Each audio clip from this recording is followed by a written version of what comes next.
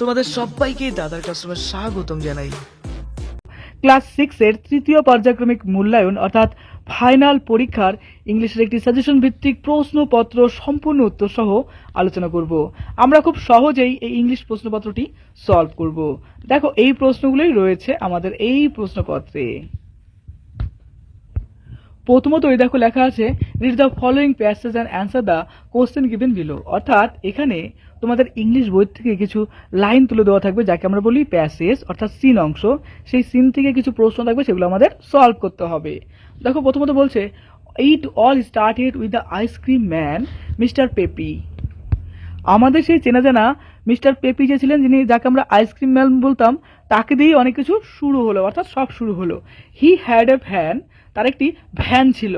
Which he parked outside the school, যেটি তিনি তার স্কুলের কি করতেন, আমাদের যে স্কুল ছিল সেই স্কুলের বাইরের দিকে পার্ক করতেন বা দাঁড়িয়ে থাকতেন। হি সোল্ড আইসক্রিম, তিনি আইসক্রিম বিক্রি করতেন। অল ডিফারেন্ট টাইপস, বিভিন্ন রকমের আইসক্রিম কিন্তু তিনি বিক্রি করতেন। আইসক্রিম খেতে কেমন লাগে? আমার তো দারুণ লাগে, তোমারও তো সেই লাগে হয়তো। দেখো, he had every flavour there is, তার কাছে অনেক ধরনের ফ্লেভার ছিল। He did not like me very much, কিন্তু তিনি আমাকে ততটা পছন্দ করতো না। He told me once you think you are smart, তিনি আমাকে একদিন বলেছিলেন যে তুমি কি নিজেকে খুব স্মার্ট ভাবো। One day you will be too smart, কোনো একটা দিন তুমি একদিনকার অনেক বেশি একটা অনেক বড় মাপের একটা স্মার্ট হবে। I just loved and walked off, আমি হাসলাম এবং হাঁটা শুরু করলাম। I knew he would not do anything, আমি জানি সে কিছুই করবে না। He was too soft hearted, তার মনটা ছিল অনেক নরম, অর্থাৎ তিনি অনেক ভালো মনের মানুষ ছিলেন। He was always giving free ice cream to kids who had no money, তিনি সর্বদাই কিছু গরিব ছেলেমেয়েদের কি করতেন, বিনামূল্যেই আইসক্রিম দিত। তাহলে ভাবো কত ভালো আইসক্রিম আলাটা, তাই না? বলেছে দেখো, he felt sorry for poor people, তিনি গরিব মানুষদের জন্য খুব দুঃখ অনুভব করতেন। There were a lot of stories going round about the ice cream man. ওই আইসক্রিম ম্যান সম্পর্কে অনেক রকমের গল্প কিন্তু আমাদের কাছে আনাগোনা করতো। People said that it was good for you. মানুষজন বলতো এটা তোমাদের জন্য অনেক ভালো। Some kids said that it made you better when you were sick. কিছু ছেলে মেয়ে বলতো যে তুমি যখন খুব অসুস্থ ছিলে তখন এটা তোমার অনেক অনেক উপকারে এসছে। One of the teachers called it happy ice cream. কোনো টিচাররা বলতেন যেটা হচ্ছে একটা হ্যাপি আইসক্রিম, মানে সুখের আইসক্রিম।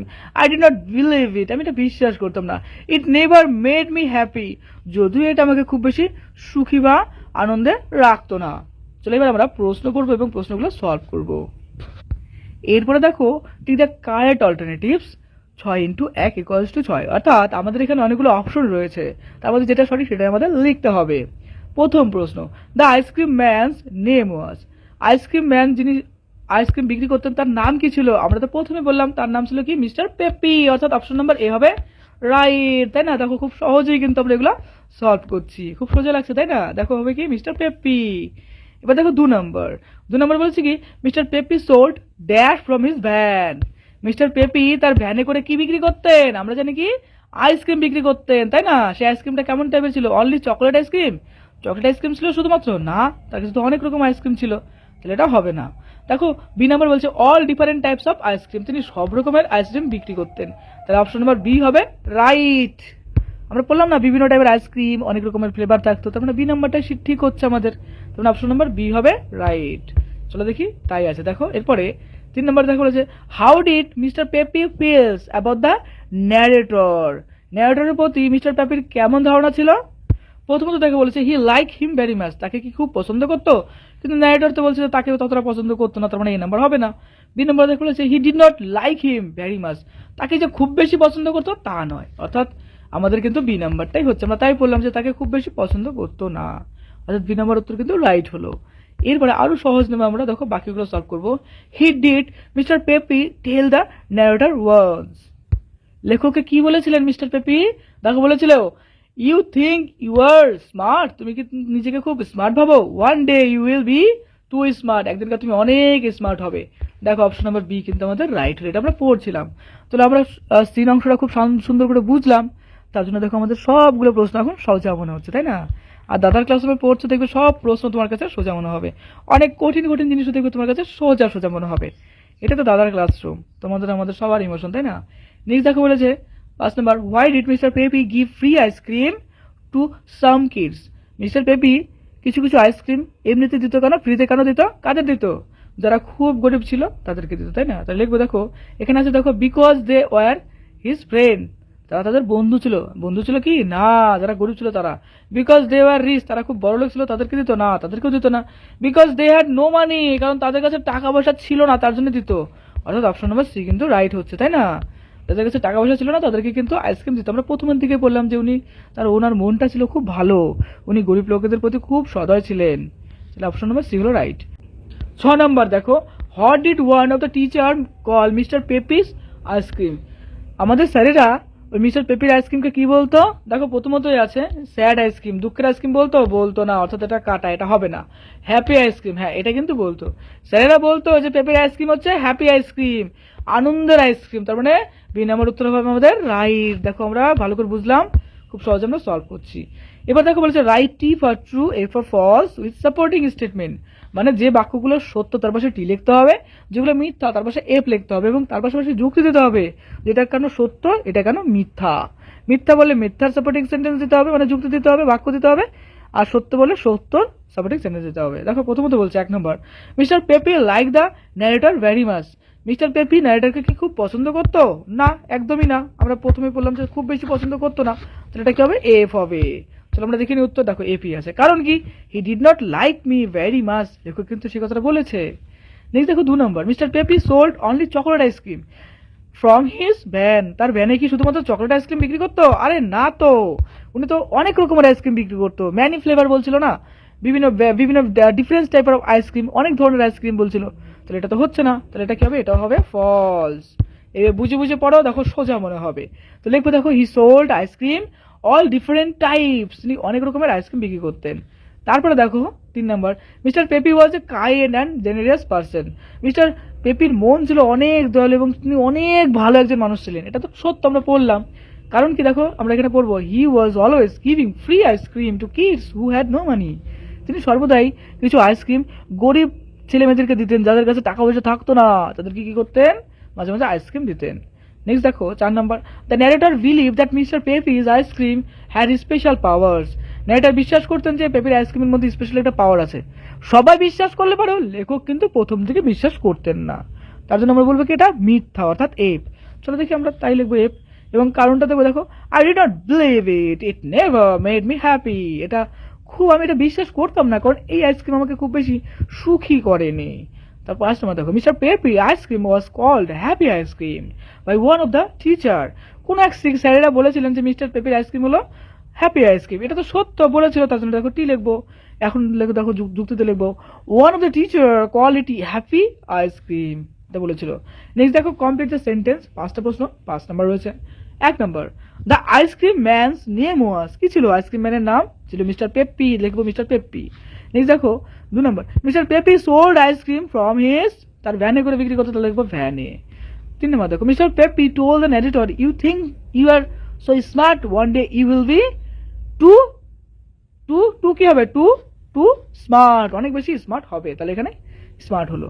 নেক্সট দেখো 4 number, mister Peppy always giving free ice cream to kids who had no money. যাদের টাকা পয়সা ছিল না তাদেরকে আইসক্রিম দিত, তাহলে এখানে কি বলবে? No money. দেখো নো মানি হলো এখানে।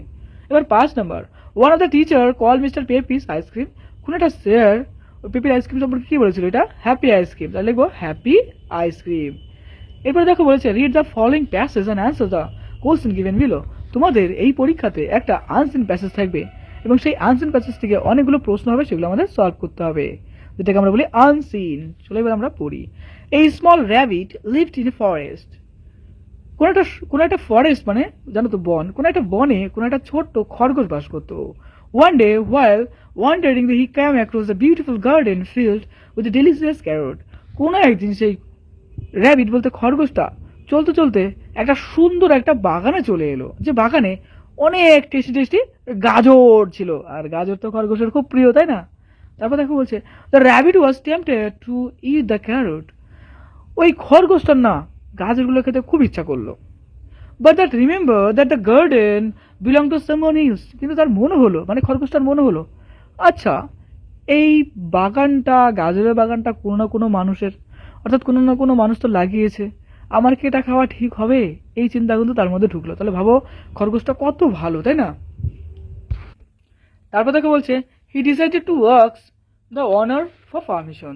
তার মনে হলো যে যিনি এই গাজরের মালিক, অর্থাৎ যার এই বাগানটা, তার কাছে যদি আমি একবার অনুমতি নিতে পারি যে আপনার বাগানের আহ, গাজরগুলো আমি খাবো, একবার দেখি না, বলি, একবার পারমিশনটা নিই তারপরে খাই, তাহলে ভাবো কত ভালো, তাই না? The ওয়ানার A kind old man, যিনি মালিক ছিলেন তিনি হলেন একটা বয়স্ক এবং খুব দয়ালু। কাইন্ড মানে কিন্তু দয়ালু। কাইন্ড ওল্ড ম্যান মানে খুব দয়ালু একটা বয়স্ক লোক। Was impressed by the rabbit, impressed হয়ে গেল, মানে ওই খরগোশের কথাতে খুব বেশি ভালো লাগলো, খুব বেশি ইমপ্রেস হয়ে গেল। By honesty and allowed him to eat the carrots, মানে খরগোশের এত সুন্দর সৎ একটা মনোভাব, এত সুন্দর কথা, সেই কথাতে কিন্তু সেই গাজরের যে মালিক তিনি কিন্তু খুব বেশি খুশি হলেন, এবং কি করলো, খরগোশকে বললো আচ্ছা তুমি গাজর খাবে তো, আচ্ছা যাও খাও, তোমাকে আমি অনুমতি দিলাম, তুমি খাও, ইচ্ছা মতো খাও। From that day on the rabbit visited the garden every day, তারপরের থেকে ওই র্যাবিটটা ওই গাজরের বাগানে প্রত্যেক দিন যেত। And the old man become like a grandfather to him, এবং সেই বয়স্ক লোকটা কি হলো বলতো, দিনের পর দিন যেতে যেতে, দেখো এই বয়স্ক লোকটার সাথে কি বলবো, ওই খরগোশটা রেগুলার মিশতো, দেখা হতো, গল্প করতো, এরকম করতে করতে করতে করতে একদিনকার কি হলো বলতো, ধীরে ধীরে ওই বয়স্ক লোকটা ওই যে খরগোশ আছে, খরগোশের দাদুর মতো হতে থাকলো, অর্থাৎ তার দাদু হয়ে গেল। দেখো এখানে গ্র্যান্ডফাদার বলেছে। তো সুন্দর একটা গল্প আমরা পড়লাম। চলো এবার আমরা মজা করে প্রশ্ন সলভ করি। আমরা মজা করে পড়বো এবং মজা করে প্রশ্ন সলভ করব। প্রথমত দেখা হলো যে টি দ্য কারেক্ট অল্টারনেটিভ, অর্থাৎ এখানে অনেকগুলো অপশন রয়েছে, তার মধ্যে কোনটা সঠিক সেটা আমাদের লিখতে হবে। প্রথম প্রশ্ন দেখো, where did the rabbit live, র্যাবিটটা কোথায় বাস করতো? আমরা তো পড়লাম র্যাবিটটা কোথায় বাস করতো, একটা ফরেস্টে বাস করতো। তো দেখো প্রথম বলছে ইন এ গার্ডেন, না গার্ডেনে তো বাস করতো না। বিতে আছে দেখো ইন এ ফরেস্ট, হ্যাঁ একটা বনে বাস করতো, তার মানে এই বি নাম্বারটা হবে রাইট। দেখলে তো আমরা ভালো করে পড়লাম, তার জন্য আমাদের কাছে সোজা মনে হচ্ছে। এই জন্য তো বলছি দাদার ক্লাসরুম অনেক সোজা করে পড়ানো হয়, সব পড়ায় দেখবে সোজা হবে। 2 নম্বর দেখো, what did the rabbit find in the garden, ওই র্যাবিটটা বাগানের মধ্যে কি খুঁজে পেয়েছিল? আমরা জানি যে খুব টেস্টি টেস্টি গাজর খুঁজে পেয়েছিল। ডিলিশিয়াস কি পেয়েছিল? ক্যারেটস, তাই না? দেখো অপশন নাম্বার বি হলো রাইট, ডিলিশিয়াস ক্যারেট। দেখো আমরা তাই লিখলাম। Next 3 number, what did the rabbit do before eating the carats, ওই ক্যারেট যেগুলো ছিল সেগুলো ক্যারেটগুলো খাওয়ার আগে ওই র্যাবিটটা বা খরগোশটা কি করেছিল? আমরা জানি সে হচ্ছে অনুমতি নিয়েছিল, তাই না? অর্থাৎ তিনি পারমিশন নিয়েছিল। কার কাছ থেকে পারমিশন নিয়েছিল? ওই বয়স্ক দাদুটার কাছ থেকে। তাহলে দেখো এখানে বলছে he asked the honour for permission, অর্থাৎ এই নাম্বার অপশন হচ্ছে রাইট। দেখো বুঝে বুঝে পড়ছি, পড়াগুলো আমাদের সোজা মনে হচ্ছে। তো বুঝে বুঝে পড়লে পড়া আমাদের কাছে সোজাই মনে হবে, হ্যাঁ, তার জন্য বুঝে বুঝে পড়বে।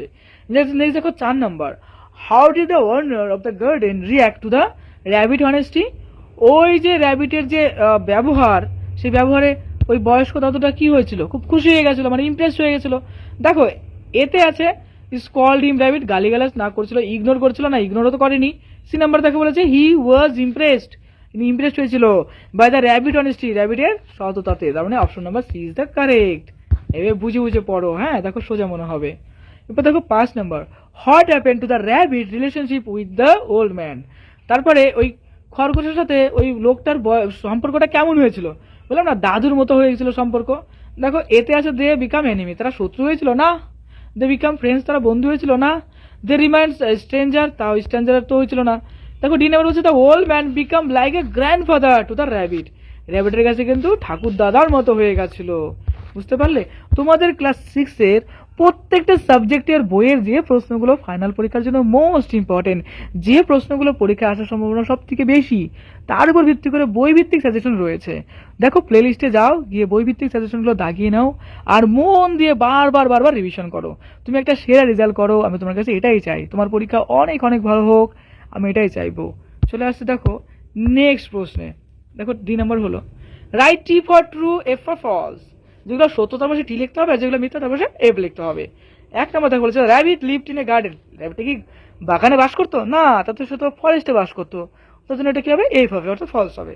2 নম্বর দেখো the rabbit found a garden field with the delicious carrot, ওই যে খরগোশটা একটা সুন্দর একটা বাগান পেয়েছিল, যে বাগানে অনেক স্বাদ মানে সুস্বাদের গাজর ছিল। এটা সত্য, তাই না? তার জন্য এর পাশে কি লিখবো? টি লিখবো। দেখো টি লিখলাম। 3 নম্বর প্রশ্ন, the rabbit at the carrot without asking permission. মানে র্যাবিটটা কি করেছিল? ওই ক্যারেট গুলো কারো পারমিশন ছাড়াই খেয়েছিল। না, এটা তো ভুল। উনি তো র্যাবিটটা তো পারমিশন নিয়েছিল, তাই না? তাহলে এটা কি হবে? এটা ফলস হবে। দেখো এটা ভুল, তার জন্য পাশে এগ লিখলাম। দেখো 4 number, the owner of the garden was a kind old man. ওই যে বাগানের যে মালিক, তিনি অনেক ভালো একটা বয়স্ক লোক ছিলেন, তার অনেক বেশি দয়া ছিল, অর্থাৎ দয়ালু লোক ছিলেন। এটা তো সত্য, তার পাশে কি লিখবো? টি লিখবো, অর্থাৎ ট্রু, অর্থাৎ টি লিখবো। দেখো নেক্সট দেখো 5 number, the rabbit visited the garden everyday after getting permission. Permission পাওয়ার পরে র্যাবিটটা প্রত্যেক দিন বাগানে যেত। কি খেতে? আমরা জানি গাজর খেতে যেত, তাই না? গাজর তো সেই লাগে খেতে। গাজরের হালুয়া হয়, তাই না? তারপরে কাঁচা গাজরের স্যালাড হয়, বেশ ভালো লাগে খেতে। তো এটা কি আবার সত্য হবে? তার জন্য দেখো পাশে আমরা টি লিখবো। নেক্সট দেখো বলেছে কমপ্লিট দ্য সেন্টেন্স। 5টা প্রশ্ন, 5 number. 1 number, the rabbit lived in a, কোথায় বাস করতো র্যাবিটটা? ফরেস্টে। তাহলে লিখবো ফরেস্ট। দেখো তাই লিখলাম। নেক্সট দেখো 2 number, the rabbit found a garden field with. Rabbit একটা বাগান পেয়েছিল, সেই বাগানটা কিসে পরিপূর্ণ ছিল? ক্যারেটে পরিপূর্ণ ছিল। ডেলিসিয়াস ক্যারট, তাই না? তো আমরা লিখবো দেখো ডেলিসিয়াস ক্যারট। নেক্সট দেখো বলেছে the rabbit decided to ask for permission to eat. কিসের পারমিশন পেয়েছিল? ক্যারেট খাওয়ার পারমিশন পেয়েছিল। নেক্সট দেখো কার কাছ থেকে পারমিশন পেয়েছিল? দেখো অনার, মালিকের কাছ থেকে। নেক্সট দেখো বলছে the owner of the garden was a, কি ছিল? কাইন্ড ওল্ড ম্যান ছিল। তাহলে এখানে লিখবো কাইন্ড। নেক্সট দেখো the rabbit visited the garden everyday after getting, কিসে? প্রত্যেকদিন সে যে বাগানে যেত, কখন যেত? যখন বয়স্ক লোকটা পারমিশন দিয়েছিল। তাহলে লিখতে হবে কি? Getting permission. তাহলে দেখো permission. Next grammar and vocabulary. দেখো প্রথমত আছে write synonym of the word. মানে এই যে শব্দগুলো রয়েছে, এই শব্দগুলোর সিনোনিম মানে হচ্ছে সমার্থক শব্দ লিখতে হবে। বুঝে যাচ্ছে? যেমন ধরো বড় বলে কোনো একটা কথা আছে, বড় সমার্থক শব্দ কি হতে পারে? বিশাল হতে পারে, যেরকম ভালো হতে পারে। ভালো সমার্থক শব্দ আমরা বলতে পারি যে খুব সুন্দর, খুব ভালো। দেখো এরকমই কিন্তু সমার্থক শব্দ হয়, একই মানে। দেখো বিগ, বিগ মানে কি? অনেক বড়। তো ইংলিশে বিগের সমার্থক শব্দ হবে দেখো এনোর্মাস, হিউজ, লার্জ, ম্যাসিভ, গিগনেটিক। আমি অনেকগুলো লিখে দিলাম, পরীক্ষায় একটা করে লিখলেই অনেক। তো আমি অনেকগুলো লিখে দিলাম, যেটা ভালো লাগে, তাই না? হ্যাপি, হ্যাপি মানে জয়ফুল, চেয়ারফুল, জুবলিকেন্ট, ইলেটেড, ইউরোপিক। তারপরে দেখো রান, রান মানে কি হবে? দেখো স্প্রিন্ট হবে, রাস হবে, ডাশ হবে, হারিয়াস হবে, রেস হবে। বিউটিফুল মানে কি? দেখো বিউটিফুল মানে গর্জিয়াস, তারপরে স্ট্যান্ডিং, লাভলি, অ্যাট্রাকটিভ, ইকোয়াস্টিক। এরকম অনেক ওয়ার্ড কিন্তু হয়, একটা করে লিখলেই হবে। নেক্সট হচ্ছে ইন্টেলিজেন্ট। ইন্টেলিজেন্ট মানে হচ্ছে বুদ্ধিমান। একে ইংলিশে কি বলা হয়? ব্রিলিয়ান্ট বলা হয়, ক্লেভার বলা হয়, অ্যাস্টুট বলা হয়, ইগনিসেন্স বলা হয়, এরুডাইট বলা হয়। এরকম অনেক শব্দ হতে পারে। নেক্সট দেখো বলেছে চুজ দ্য অ্যাডভার্ব। দেখো অ্যাডভার্ব আমাদের চুজ করতে হবে, অর্থাৎ একটা বাক্য দেওয়া আছে, এই বাক্যের মধ্যে কোনটা অ্যাডভার্ব সেটা আমাদের লিখতে হবে। দেখো প্রথমত আছে she sing beautifully in the school চার। সে গান গাচ্ছে, খুব সুন্দর গান গাচ্ছে, তাই না? তাই এখানে দেখো বিউটিফুলি বলে একটা কথা আছে, এটা কিন্তু পরিমাপ। যেরকম আমি যাচ্ছি, খুব স্পিডে যাচ্ছে, তাহলে স্পিডে। আমি যাচ্ছি খুব ধীরে যাচ্ছে, এরকম দেখো স্লোলি, মানে ধীরে ধীরে। স্পিডে, সুন্দর, খুব সুন্দর, খুব ভালো। এ দেখো খুব সুন্দর, দেখো খুব শব্দটা ইউজ করলাম, খুব তাড়াতাড়ি, স্লোলি, তারপরে আমি স্পিডি। এই সমস্ত ব্যাপারগুলো কিন্তু আমাদের অ্যাডভার্বের মধ্যে পড়ে। তো এখানে বিউটিফুল, দেখো জিনিসটা ভালো ছিল, কিন্তু এটাকে আমরা আরো সুন্দর করে প্রকাশ করার জন্য আমরা এখানে বিউটিফুল ইউজ করলাম, তার জন্য এখানে বিউটিফুল হবে অ্যাডভার্ব। দেখো অ্যাডভার্ব। নেক্সট দেখো বলেছে the athlete run quickly around the track. তুমি কিন্তু এটা জানো কোনটা উত্তর হবে। দেখো এর সাথে দৌড়াচ্ছে, কিন্তু সে দৌড়াচ্ছে কেমন? খুব জোরে জোরে, তাই না? কুইকলি। তাহলে কুইকলিটা হবে অ্যাডভার্ব। দেখো তাই হলো এখানে। নেক্সট দেখো বলেছে 3 number, the teacher spoke loudly to the entire class. শিক্ষক তো চিৎকার করছে, কিন্তু কেমন করে চিৎকার করছে? খুব জোরে, খুব জোরে। তাহলে এখানে লাউডলি মানে কি? খুব জোরে। তাহলে লাউডলি হবে অ্যাডভার্ব। দেখো খুব সোজা নিয়ম আমরা করছি। নেক্সট দেখো বলেছে sun set slowly over the horizon. সূর্য কি ধীরে ধীরে ডুবছে। তাহলে দেখো ধীরে ধীরে, দেখো এখানে স্লোলি শব্দটা কিন্তু অ্যাডভার্ব হয়ে গেল। নেক্সট চলে আসছে দেখো 5 নম্বর, দেখো the student work diligently to finish the project. এখানে কি উত্তর হবে? দেখো ডিলিজেন্টলি হলো, অ্যাডভার্ব হলো। Fill in the blank with appropriate article and preposition. আমি জানি অনেকেরই খুব প্রিয় আর্টিকেল এবং প্রিপোজিশন সলভ করা। চলো আমারও খুব প্রিয়, আমিও সলভ করি তোমাদের সাথে। এখানে 8টা প্রশ্ন দিলাম, অনেক অনেক প্র্যাকটিস করবা গ্রামার বই থেকে, টেক্সট বই থেকে। হ্যাঁ, 1 নম্বর দেখো বলেছে my friend is going dash the market to buy some fruits. এখানে কি হবে? দেখো কোন একটা নির্দিষ্ট দিকে যাচ্ছে, যখন দিকে বুঝাবে কোন একটা নির্দিষ্ট দিকে যাচ্ছে, এরকম কোন একটা নির্দিষ্ট দিক যখন বুঝাবে, সেখানে কি বলবে? টু বসবে। দেখো তাই আমরা লিখলাম টু, এখানে কি বলবে? টু। বুঝতে পারলে তো? এবার দেখো 2 number, dash students in my class are very smart. আমার ক্লাসে স্টুডেন্টগুলো খুব স্মার্ট রয়েছে, কিছু স্টুডেন্ট। আমি কিন্তু কিছু স্টুডেন্টকে পার্টিকুলারলি ডিফাইন করতেছি, যখন নির্দিষ্টকরণ করে দেবো তখন আমাদের দা বলবে, তার জন্য লিখলাম the student in my class are very smart. Next দেখো 3 number, the teacher ask the student to put the book dash the shelf. এখানে কি হবে বলো তো, ওই সেলফের মধ্যে রাখতে হবে, তো অন দ্য সেলফ বলতে হয়। নেক্সট দেখো 4 number, the student are waiting dash the bus stop for school bus. এখানে কি হবে, অ্যাট হবে, at the bus stop, at the bus stop মনে থাকবে। নেক্সট বলেছে I am reading dash book about science.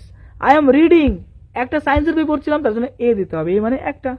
তারপর দেখো I am eating dash Apple that I bought from the market. এখানে অ্যাপেল আছে, অ্যাপেলটা কি ভাওয়েল, ভাওয়েলটাকে কি বসে, অ্যান বসে, আর কনসোনেন্টটাকে এ বসে, তাহলে এখানে কি বসবে, অ্যান বসবে। তারপর দেখো 7 number, my family is going dash a picnic to the park next Sunday. এখানে কি বলবো দেখো, এখানে বসবে অন।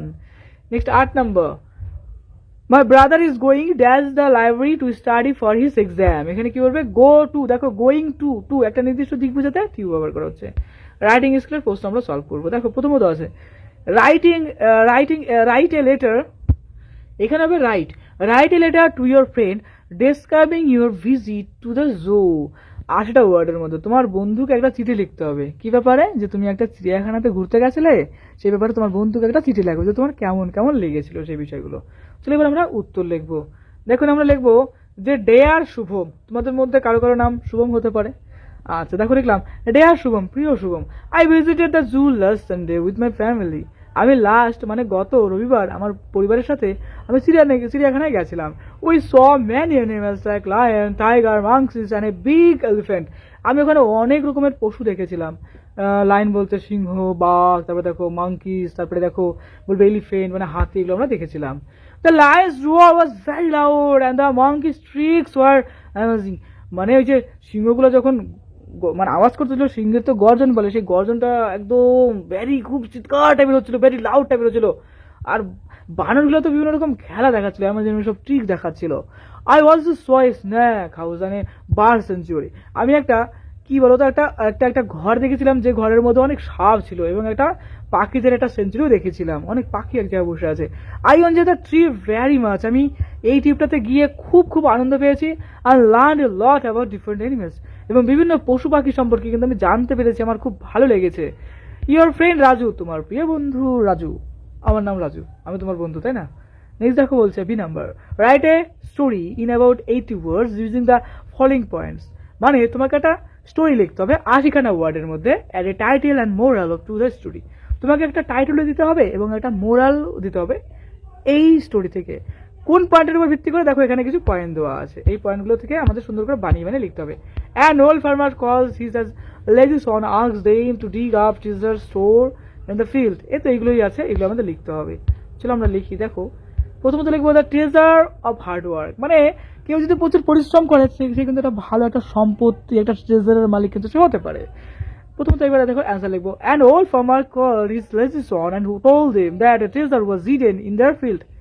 একদিনকার একটা বয়স্ক কৃষক তার ছেলে, তার অলস ছেলে, লেজি মানে তো অলস, তার অলস ছেলেটাকে বললো কি, যে আমার এই জমির মধ্যে আমি একটা সম্পত্তি লুকিয়ে রাখছি, একটা একটা একটা একটা একটা গুপ্তধন লুকিয়ে রাখছি। তুমি জানো এর মধ্যে লুকানো আছে জমির মধ্যে। এক্সাইটেড দ্য সং ডাক up enter field but found nothing. তার ছেলেটা শুনে তো সেই লাফালাফি করা শুরু করলো, মানে সে খুশি হয়ে গেল, এক্সাইটেড হয়ে গেল। তারপরে সে কি করলো জানো, ওই যে জমিটা আছে জমিটার মধ্যে গিয়ে কুবিয়ে খোঁজা শুরু করলো, খুঁজে বিভিন্ন জায়গায় খুঁজছে যে কোথায় দেখে আছে সেই অমূল্য সম্পদ, সেই গুপ্তধন। কিন্তু সেই ছেলেটা কিছুই খুঁজে পেল না। দেখুন, found nothing. Their father then asked them to sow seed in the জায়গা অফ ফিল্ড। তখন সেই বয়স্ক কৃষকটা বুদ্ধি খাটিয়ে বললো কি, আচ্ছা তুমি এই যে জায়গাগুলো তুমি কুবিয়ে খোঁজাখুঁজি করে কেমন নড়াচড়া করে দিছো, ওই সমস্ত জায়গাতে এই বীজগুলো দিলাম, এগুলো লাগিয়ে দাও, মানে বীজ ছড়িয়ে দাও, কৃষিকাজে দেখবে বীজ হয় এক রকমের। আফটার এ ফিউ মান্থস, কিছু মাস পরে, দে র্যাপড এ রিচ হারভেস্ট। কিছু মাস পরে সেই গাছগুলো বড় হয়ে গেল, অনেক ফসল হলো এবং বড় লোক হয়ে গেল লোকগুলো। The son realise that the real treasure was the result of their hard work. তখন সেই কৃষকের অলস ছেলেরা বুঝতে পারলো যে আসল গুপ্তধন তো লুকিয়ে আছে পরিশ্রমের মধ্যে, জমি চাষের মধ্যে দিয়ে, এবং সে তার পরিশ্রম অর্থাৎ হার্ড ওয়ার্ক, যেটাকে হার্ড ওয়ার্ক সেটা সম্পর্কে জানতে পারলো। বুঝতে পারছো তো?